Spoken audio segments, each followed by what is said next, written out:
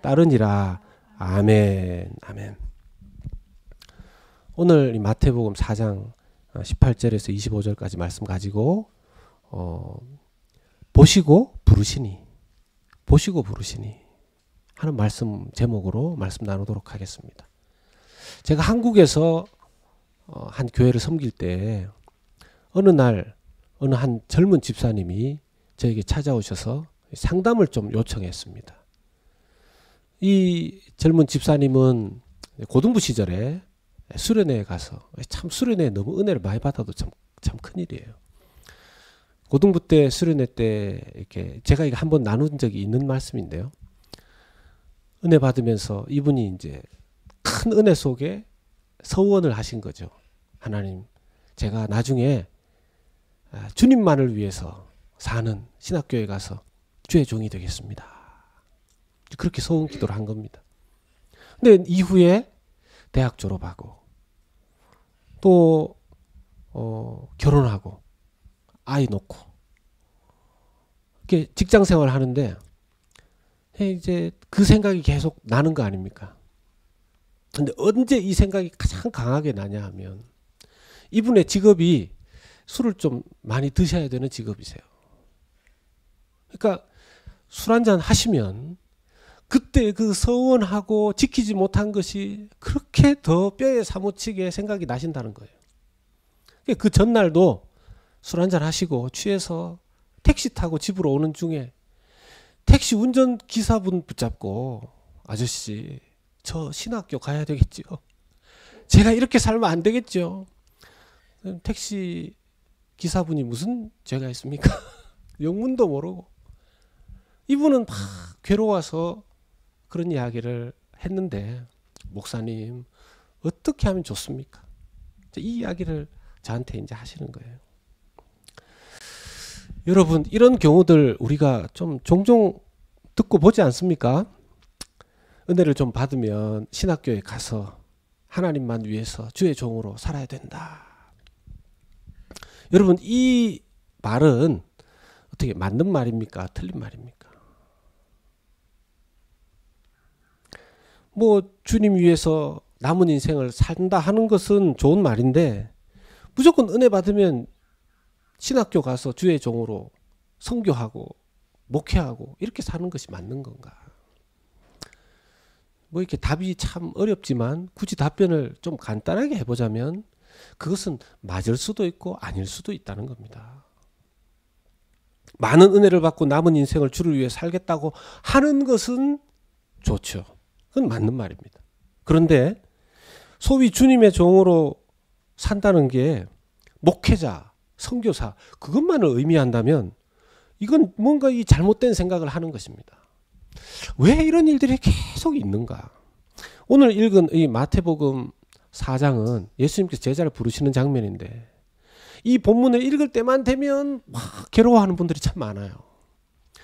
예수님께서 제자들을 부르실 때 제자들은 그물도 버려두고 배도 버리고 아버지까지 버리고 주님을 따랐는데 저는 이 먹고 사는 일에 바빠가지고 늘 그러고 있는데 늘 죄스럽습니다. 이런 마음을 가진 분들이 참 많단 말이죠. 여러분 힘들고 어려울 때 우리를 지탱해 주는 것은요. Who am I? 내가 누구인가? 나의 정체성이 분명해야 됩니다. 우리가 예수님을 믿는 그리스도인들로서 예수님의 길을 가는 그 뒤를 따르는 제자들로서 내가 누구인지 그것에 대한 정체성이 아이덴티티가 분명할 때 이 세상 혼란스러운 상황 속에서도 우리가 하나님 앞에 기쁨으로 주의 길을 갈 수 있는 것입니다. 오늘 하나님께서 제자들을 부르시는 이 장면들을 보면서 성경이 기록하신 이 내용 속에서 우리에게 하나님 원하시는 우리의 정체성과 우리가 어떻게 이 땅에서의 삶을 제자로서 살기를 원하시는가, 우리의 기도가 무엇이 되어야 되는가 하는 것을 정리하고 살펴보기를 원합니다. 첫 번째는요, 왜 제자들을 부르셨나 하는 것입니다. 왜 제자들을 부르셨는가? 여러분 여기에서 여러분 그 하이라이트는 이 엠퍼시스는 why에 있습니다. 왜 부르셨는가? 왜 우리를 제자로 부르셨는가? 이걸 알아야 하나님 제가 이 길을 가야 되는군요. 나를 이런 목적으로 부르셨군요. 알 수 있는 것이죠. 오늘 읽은 이 마태복음 4장 18절에서 25절 사이에 예수님께서 제자들을 부르시는 그 본문은 18절에서 22절까지 말씀입니다. 근데 이 18절에서 22절까지 예수님 제자들을 부르시는 이 마태의 기록 앞과 바로 직후를 보면 예수님이 마태를 통해서 이렇게 말씀하십니다. 오늘 본문 읽은 본문 바로 앞절에 마태복음 4장 17절입니다. 같이 한번 읽어보겠습니다. 시작. 이때부터 예수께서 비로소 전파하여 이르시되 회개하라 천국이 가까이 왔느니라 하시더라. 이게 예수님이 제자들을 부르시는 바로 앞에 마태의 기록입니다. 그리고 예수님이 제자들을 부르시고 난 바로 직후의 말씀을 보겠습니다. 마태복음 4장 23절입니다. 같이 읽겠습니다. 시작. 예수께서 온 갈릴리에 두루 다니사 그들의 회당에서 가르치시며 천국 복음을 전파하시며 백성 중에 모든 병과 모든 약한 것을 고치시니. 아멘. 여러분 눈치를 채셨겠지만 예수님께서 제자들을 부르시는 그 바로 직전에 마태를 통해서 하나님께서는 천국 복음을 전파하시는 것이 예수님의 주 사명이라고 말씀하셨고, 그 다음에 제자들을 부르시는 기록이 나오죠. 18절부터 22절까지. 그리고 제자들을 부르신 이후에 바로 직후에 포스트 멘션이 뭐냐 하면 천국 복음을 전파하니라 이렇게 말씀하십니다. 여러분 그러면 지금 이해가 되시죠? 예수님께서 제자들을 부르시고 앞과 뒤를 천국 복음 전파라고 하시는 것을 보면 제자들을 왜 부르셨는지 알 수 있습니다. 이 두 가지의 왜 부르셨는지의 이유가 나옵니다. 첫 번째 이유는요. 천국. 여러분 천국이 영어로는 천국이 이제 킹덤 오브 헤븐. 한국말로는 이제 천국인데 우리 이제 한국 사람들은 천국 그러면 죽어서 가는 늘 천국만 많이 생각합니다. 그래서 천국보다 하나님 나라라는 단어를 쓰고 그릭 헬라어로는 바실레이아라는 말을 쓰고 영어로는 킹덤 오브 헤븐 또는 킹덤 이런 단어를 씁니다. 예수님께서 이 천국을 선포하시는데 제자들을 보시고 부르셔서 무엇을 원하시는가? 첫 번째 두 가지의 큰 이유가 있는데 첫 번째 이유는 주님께서 제자들을 보시고 부르신 이유의 첫 번째는요. A member of heaven. 하나님 나라의 일원으로 하나님 나라의 멤버로 제자들을 우리들을 부르신 줄로 믿습니다. 여러분 믿으시기 바랍니다. 여러분 예수님께서 그 제자들을 부르신 첫 번째 이유는요. 일시키기 위한 게 1번이 아니고 하나님 나라의 일원으로 멤버로 하나님 나라의 자녀로 부르신 것이 first 목적이라는 것입니다. 그리고 나서 두 번째가 뭡니까? 천국 복음을 전파하는 그 사명을 감당하기 위해서라는 것이죠. 이제 우리가 이제 오늘 말씀 속에서 보면 예수님께서 제자들을 보셨다 그랬죠. 영어로는 이제 see가 아니라 saw라는 단어를 썼고 그 다음에 and then 예수님께서 to called 이제 부르셨단 말이죠. 그러니까 여기에서 우리가 많이 이제 쓰는 단어가 콜링 받았다 이제 그렇게 얘기하는데요. 여러분들은 어떻게 콜링 받으셨습니까? 콜링 받으셨습니까, 여러분? 콜링 받으셨습니까? 어떤 분들은 자꾸 콜링 그러니까 주의 종 될 사람만 콜링 받았다는 거예요. 이게 여기에 많은 오해가 있습니다. 자, 한번 봅시다. 성경을 통해서. 데살로니가 전서 First Thessalonian chapter 2 verse 12입니다. 데살로니가 전서 2장 12절 말씀 같이 한번 읽어보겠습니다. 시작. 이는 너희를 부르사 자기 나라와 영광에 이르게 하시는 하나님께 합당히 행하게 하려 함이라. 아멘. 아멘. 여러분 이 말씀을 보시면 하이라이트 된 부분을 보시면 여러분 콜링이 그냥 뭐 굳이 사도들이나 또 어떤 선교사님들이나 목회자들에게만 있는 것이 아니라 여기에 너희는 누굽니까? 모든 데살로니가 교인들, 믿음의 사람들, 그들을 부르셨다라는 거죠. God who calls you, 늘 부르셨다는 겁니다. 여러분, 하나님의 콜링, 하나님이 제자로 부르시고 백성으로 부르신 그 콜링은 여러분들 모두와 저에게 다 임하였다면, 그것이 이루어졌다면 여러분들도 주의 종이고 저도 주의 종, 모두가 하나님의 부르심을 받은 모두는, 믿는 자들은 주의 종이 되는 줄로 믿습니다. 여러분 믿으시기를 바랍니다. 여러분 이 정체성이 분명해야 됩니다. 이 정체성이 분명해. 이 정체성, 이 아이덴티티가 분명하지 않으면 내가 이걸 해야 되나 말아야 되나, 내가 이 상황 속에서 어떻게 해야 되나, 근본이 늘 흔들리는 거죠. 근본이. 예. 이 베이스먼이 늘 흔들리는 겁니다. 성경은 모든 믿는 자들을 부르셨다 하고 말씀하고 계십니다. 이제 콜링의 종류가 다양한 것이죠. 콜링의 종류가 다양한 것이죠.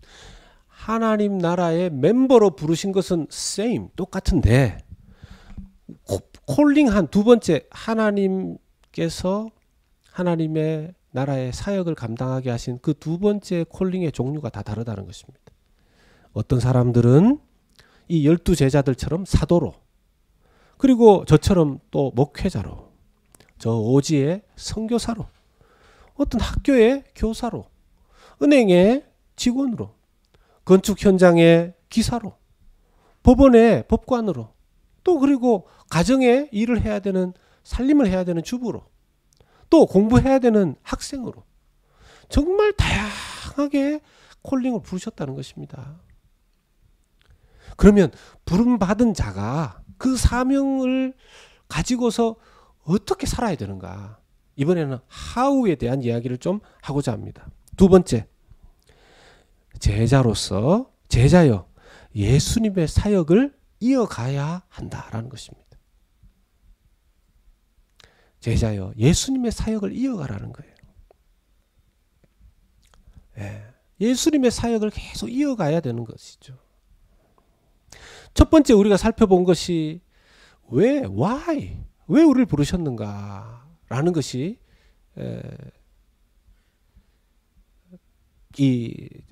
우리가 첫 번째 살펴본 것이었다면, 두 번째는 그럼 왜 부르셨는지는 알겠는데 그러면 그 부르심 안에서 우리가 어떻게 그러면 할 수 있는가, 아주 디테일한 다는 아니더라도 중요한 맥락들을 살펴보기를 원합니다. 예수님께서 이 땅에 오셔서 하신 사역들을 세 가지의 중점 사역이라고 합니다. 세 가지의 중점 사역 세 가지가 있습니다. 그것을 마태복음 4장 23절에 아주 잘 나와 있어요. 마태복음 4장 23절에 잘 기록했습니다. 같이 한번 읽어보겠습니다. 시작. 예수께서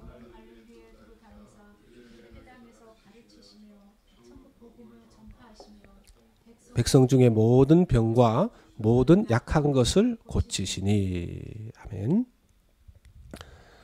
여러분, 이 마태복음 4장 23절 중에 보면 가르치시며, 이제 티칭 하시는 것이죠. 그리고 전파하시며, 프리칭이라고 합니다. 그리고 병을 고치시는 힐링, 이 세 가지가 예수님께서 하셨던, 이 땅에 계시면서 그 공생의 기간 동안 중점적으로 사역하셨던 세 가지라고 할 수 있습니다. 이 중점 사역을 통해서 보면 이제 티칭과 프리칭이 좀 비슷하게 보이죠. 티칭은 하나님의 말씀을 제대로 깨달을 수 있도록 가르치는 사역이라고 할 수 있습니다. 프리칭은 그 중에서도 직접적으로 복음을 전하는, 오늘날로 치면 전도하는 사역이라고 그렇게 할 수가 있겠죠. 그리고 세 번째가 이제 힐링인데, 이 부분에서 우리가 이 3대 사역 중에 이 티칭과 프리칭은 많은 분들이 이건 우리가 할 수 있다, 그리고 하고 있다, 이렇게 생각하는데, 세 번째 이 힐링 사역에 대해서 또 오해가 많습니다. 이 치유하는 사역이라고 하니까 그럼 우리가 무슨 병원을 지어야 되는가? 아니면 내가 어떤 병 고치는 은사라도 받아서 사람들을 막 기도해주면 막 병이 낫고 이렇게 해야 되는가? 여기에도 오해가 있는 것이죠. 그러면 성경에 나오는 이 치유라는 단어를 한번 생각해 봅시다. 이 치유라는 단어를요, 헬라어로 찾아보면 그 넘겨주시고요. 헬라어로 그 또 다음요. 헬라어 그 바로 전에 것. 치유가 헬라어로 테라피오라는 단어입니다. 이게 헬라어로 테라피오라는 단어인데, 이 테라피오라는 헬라어 그릭에서 이 현대 영어로 발전된 단어가 있습니다. 뭘까요? 테라피. 역시 우리가 수준이 이 정도입니다. 그래서 테라피오라는 단어에서 테라피가 나온 거예요.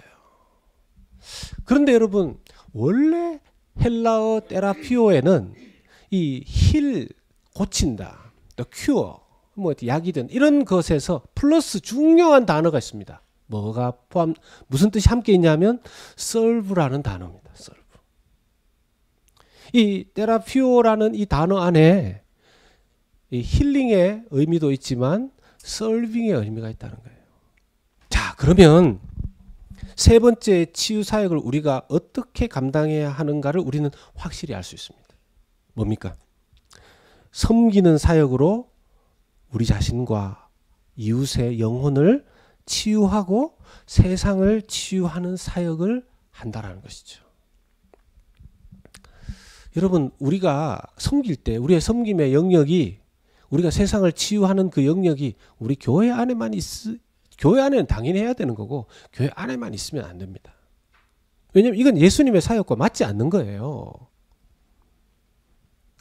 저는 우리 성도님들, 일부의 성도님들과 함께 우리 새로운 교회를 개척하고 시작할 때, 이제 작년 2020년 4월 12일 부활주일부터 이제 첫 예배를 드렸는데, 그 첫 예배의 헌금은 이제 다 외부로 드리기로 했었습니다. 하나님 앞에 다 그렇게 올려드리기로. 그래서 절반은 다음 세대를 섬기는 그룹에, 또 절반은 그때 팬데믹이 탁 터진 때라서 이제 교회가 어려워져 있는 목회자, 목사님에게 이제 보내었었습니다. 작년 연말에 이제 성탄 절기 보내면서 성탄 헌금 들어온 것과 또 우리의 헌금, 원래 있었던 현금을 조금 더 합쳐서 이것도 역시 외부로 좀 섬겼으면 좋겠다 하는 마음으로 절반은 제3세계의 어려운 청소년들 위해서, 그리고 절반은 이 요즘 팬데믹 때문에 어려워져 있는 이웃들을 위해서 고민하다가 이제 푸드뱅크, 로컬에 있는 푸드뱅크를 섬겼습니다. 그리고 이제 올해 이제 우리 이제 소위 우리 교회 탄생 1주년이 되는 그 부활절에, 매년 부활절이 우리 교회는 이제 탄생주 기념일이 되는데, 그 부활주일에 그때는 이제 특정한 대상이 어딘지 모르지만 계속 이걸 해야 된다고 생각이 들었어요. 그래서 부활절 헌금으로 주신 것에 플러스해서 3,000불 정도를, 대략 about 한 3,000불 정도를 외부를 위해서, 또 구제나 선교를 위해서 쓰고 싶습니다 하는 그런 좀 하나님 앞에서 마음을 가지고 우리 리더들에게도 얘기하고 우리 교회에 좀 그런 꿈을 좀 나누었는데, 문제는 그때는 그 전 나눌 때는 이미 이렇게 좀 목표가 서 있었는데, 이번에는 대상이 서 있지 않아 가지고 구체적으로 그 대상을 막 그냥 그걸 쓸 수는 없지 않습니까? 이렇게 기도하면서 하나님 좀 잘 쓰고 싶은데 기도했는데요. 쭉 기도하는 동안 하나님께서 이제 어디를 좀 섬겨야 되는지, 어려운 선교사님들, 또 선교사님들의 어떤 자녀들, 그리고 어려운 상황과 처지에 놓여져 있는 뭐 우리의 이웃들, 참 어둡고 캄캄한 곳에 있는 이런 분들을 좀 알게 됐어요. 그래서 이제는 좀 집행을 하고자 합니다. 앞으로도 우리 교회는요, 계속 이 설브, 즉 섬김을 통해서 이웃을 치유하고 세상을 치유하는 그런 사역을 예수님이 원하셨던 그 제자들을 보시고 부르신 자들에게 맡기신 그 사역을 계속 감당하고자 합니다. 근데 한 번은 교회 협의회에 이제 달라스 교회 협의회에 모여서 이제 한 목사님이 설교를 하시고 원래 설교 후에 예배를 드리고 이제 회의를 합니다. 그 목사님의 설교를 듣게 되었는데 이분은 정말 개척하다시피 완전 개척은 아니고 개척하다시피 작은 교회를 받으셔서 청빙 받으셔서 부임하셔서 그 교회를 10여 년을 이렇게 섬기신 분이세요. 그분이 이런 말씀하셨어요. 한국이나 타주에서 이사 오시는 분들 중에 소위 큰 교회에서 훈련 받으신 분들은 개척 교회로 잘 오지 않습니다. 이렇게 얘기하세요. 오히려 초신자거나 또 어떤 상처 있는 분이거나 아니면 자기 개인적으로 기도하시면서 비록 작지만 이 교회를 다녀야 되겠다 하는 그런 결론을 내리신 분들이거나 오히려 자기도 돌보기 어렵지만 우리 개척교회 섬겨야 되겠다 이런 분들이 오십니다. 어려운 상황에 있는 분들이 오십니다. 이렇게 얘기를 하시는 거예요. 저는 그때 개척교회를 개척하지 않았던 상황이라서 그 얘기를 듣고 아 그렇구나 이렇게 생각을 했는데 지금은 제가 개척했지 않습니까? 지금은 그 얘기에 대해서 정말 그렇구나 그런 생각을 합니다. 정말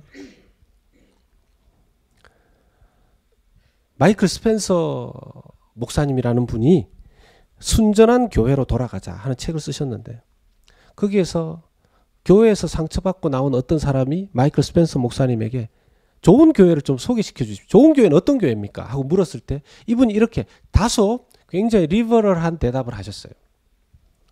가난한 사람들에게 가십시오. 허름한 가건물 교회로 가십시오. 첨단 기술을 즐길 돈이 없는 곳으로 가십시오. 한 집걸로 굶주리는 노인이 살고 마약 중독자가 도로에 쓰러져 있는 곳으로 가십시오. 그곳으로 가면 예수님이 계실 것입니다. 쿠션 좋은 소파나 대형 체육관은 없어도 예수님은 계실 것입니다. 좀 파격적으로 보이지만 저는 이 내용이 다 옳다는 게 아니라 이분이 얘기하는 바를 오늘날의 현대 교회가 좀 들어야 되지 않나 생각이 듭니다. 우리가 적어도 복음서를 살펴보는 동안 여러분 이 마태복음을 읽으면요. 유대인들에게 있어서 자기들이 그동안 가지고 있었던 종교라는 껍데기가 어쩔 수 없이 벗길 수밖에 없다는 생각을 하면서 이 성경을 읽을 수밖에 없었을 거예요. 그런 의도가 아니라도 예수님이 보여주시고 말씀하시고 예수님이 일으키시는 모습들 속에 유대인들이 가지고 있었던 수많은 것들이 허상에 불과하고 껍질에 불과하고 예수님이 꿈꾸었던 예수님이 세우기를 원했던 하나님 나라는 우리가 생각하는 것이 아니었구나라는 유대인들의 큰 충격으로 다가왔을 것입니다. 그 충격이 어쩌면 우리에게도 있어야 될지도 모르겠습니다. 현대교회를 바라보는 외부의 시선이 그렇게 곱지 못할 때가 많습니다. 물론 그냥 교회라고 하면 무조건적으로 비판하고 부정적으로 보는 시각도 있습니다. 그냥 무조건적으로. 예. 그건 어쩔 수 없고요. 그렇지 않고 교회가 하나님의 부름받은 제자들의 공동체로서 온전하지 못하기 때문에 그럴 수도 있다는 걸 생각하면서 우리가 우리를 돌아봐야 되는 거죠. 예수님의 3대 사역에 집중하실 때 예수님이 받았던 그때 평가는 이랬습니다. 마태복음 4장 24절에 같이 읽어보겠습니다. 시작. 그의 소문이 온 수리아에 퍼진지라 사람들이 모든 앓는 자 곧 각종 병에 걸려서 고통당하는 자 귀신 들린 자 간질하는 자 중풍병자들을 데려오니 그들을 고치시더라. 아멘. 여러분 영어로 보시면 소문이 퍼졌다는 거죠. 소문이 어디까지 퍼졌습니까? 25절에 보면요. 갈릴리와 데가볼리와 이 데가볼리는 이 헬라어로 데카폴리스라는 뜻입니다. 데카가 10이거든요. 데카가 10입니다. 헬라어로 데카가 10이에요. 폴리스는 도시고 알렉산더 대왕이 이렇게 많은 나라를 점령한 기념으로 10개의 헬라 도시를 이방에 세웠어요. 그게 바로 데가볼리입니다.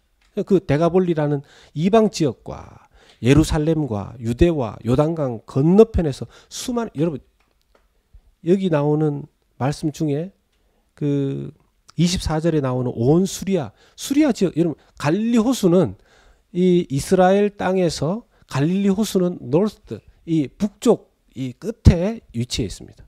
그러니까 이 북쪽에서 더 넘어가면 이방인 땅인 거죠. 거기에 수리아가 있어요.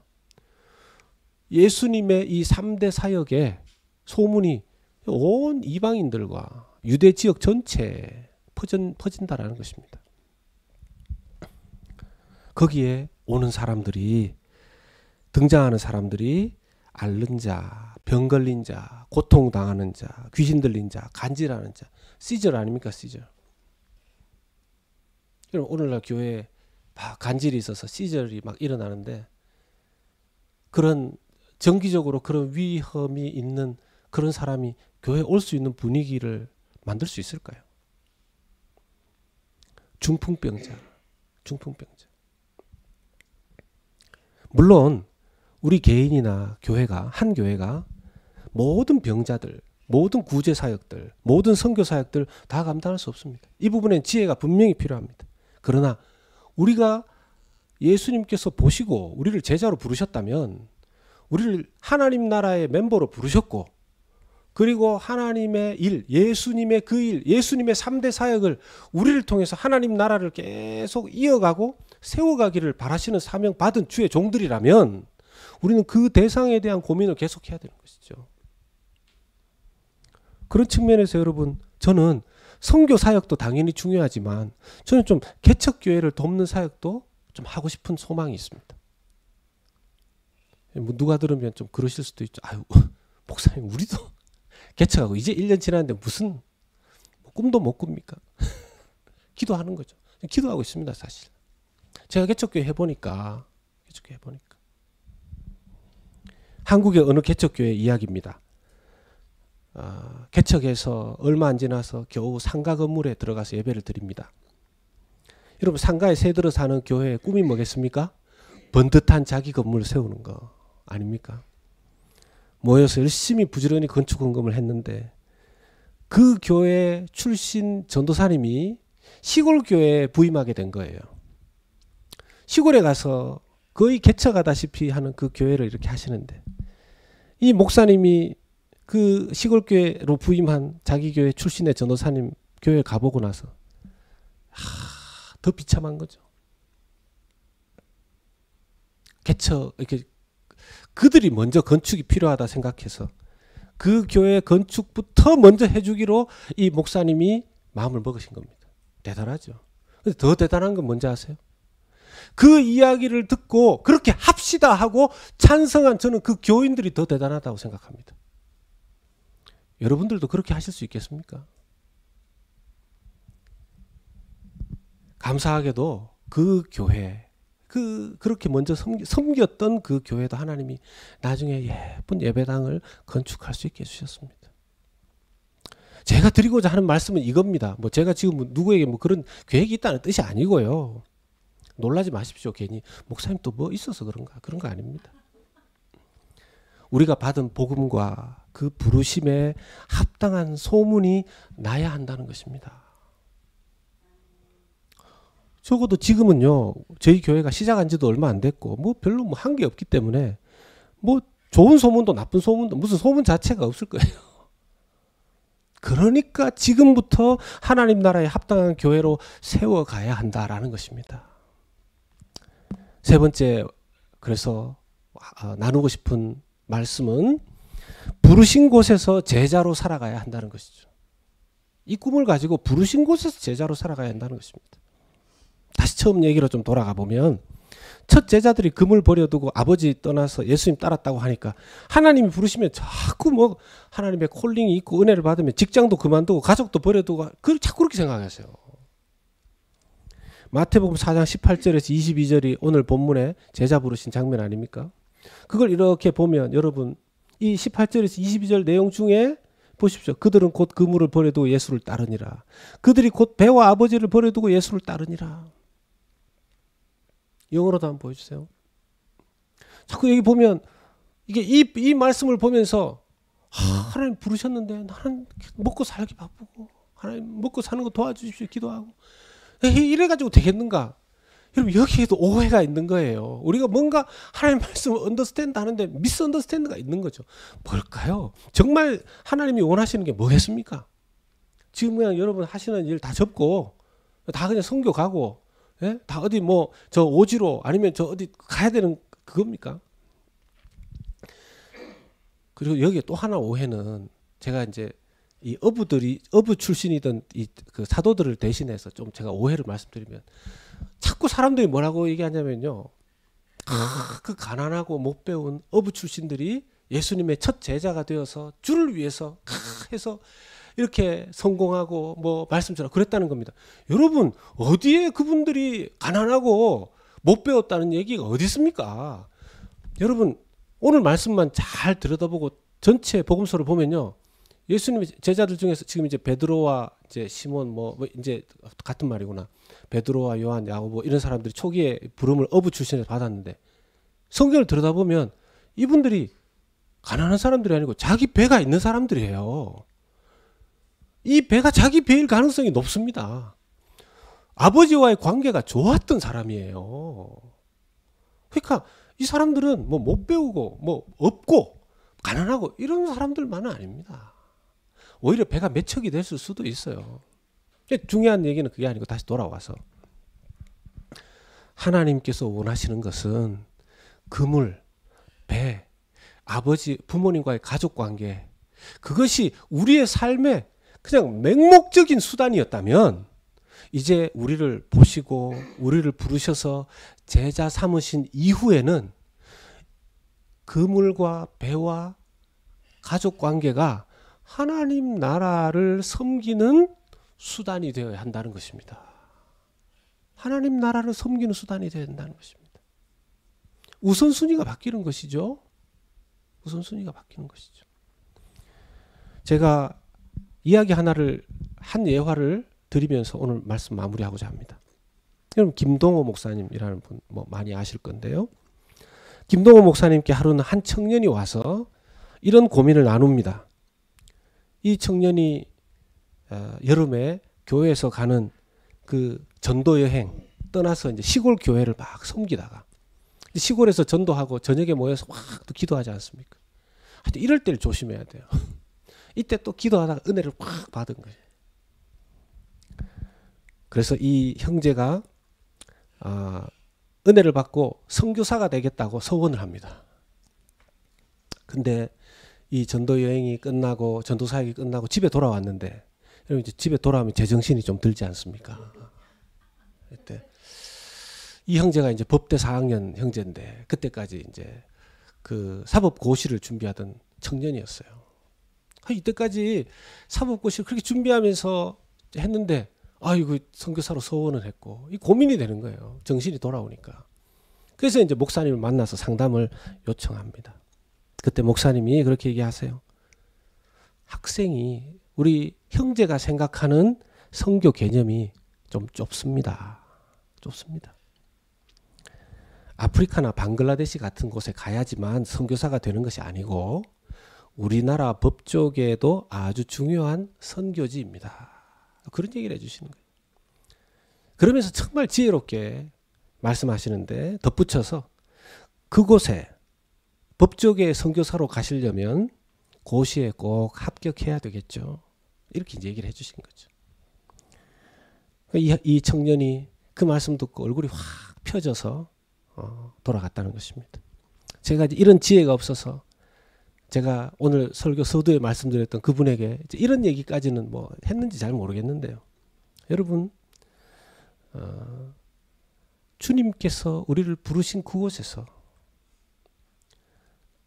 주님은 하나님 나라의 예수님의 그 3대 중점 사역을 계속 이어가기를 원하시는 줄로 믿으시기 바랍니다. 그러면요, 내가 있는 그 자리에서 나를 부르셔서 거기에서 좋은 사역자가 되기 위해서 애쓰고 노력해야 되는 부분이 우리에게 있는 것이죠. 그 부르신 그곳에서 예수님을 믿고 천국 시민이 됐다는 것을 감사하면서 그곳에서 그 부르신 그곳에서 사람들을 서브하는 것. 그것이 제자의 삶이고 그것이 예배가 되는 줄로 믿습니다. 여기에서 이렇게 그냥 예배하는 것만이 예배가 아니에요. 이 개념들을 우리가 좀 바로잡아야 되는 것이죠. 사람들에게 거기에서 복음 전하고 사람들을 그리스도의 사랑으로 서브하고 나의 일 속에서 그것을 섬김의 개념으로 감당할 때 주님께서 그걸 보시고 예배하는 자다, 예배자다 이렇게 말씀하시는 것이죠. 그렇게 할 때 여러분들과 같은 주의 제자들을 통하여서 주님의 이름이 높임을 받으시고 하나님 나라가 더욱 확장되어져 갈 것입니다.